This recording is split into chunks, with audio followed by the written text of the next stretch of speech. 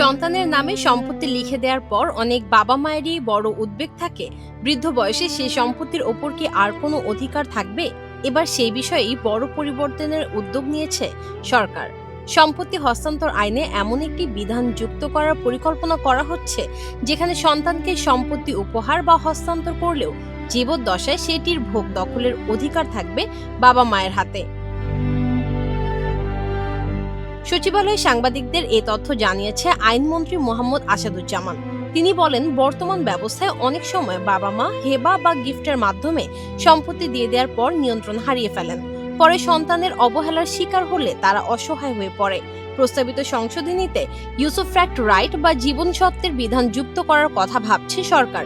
এর ফলে সম্পত্তি সন্তানের নামে হলেও বাবা মায়ের জীবদ্দশায় তাদের সম্মতি ছাড়া তা বিক্রি করা যাবে না। তবে বিশেষ পরিস্থিতিতে, যেমন চিকিৎসার প্রয়োজন হলে এবং সন্তান সম্মতি না দিলে জেলা জজের অনুমতি নিয়ে সম্পত্তির বিক্রির সুযোগ থাকবে। আইনমন্ত্রীর আশায় এ পরিবর্তন কার্যকর হলে সম্পত্তি নিয়ে পারিবারিক বিরোধ ও দেওয়ানি মামলার সংখ্যা কমবে। জনগণের কল্যাণে আইন পরিবর্তনের এই উদ্যোগ নেওয়া হচ্ছে বলেও তিনি জানান।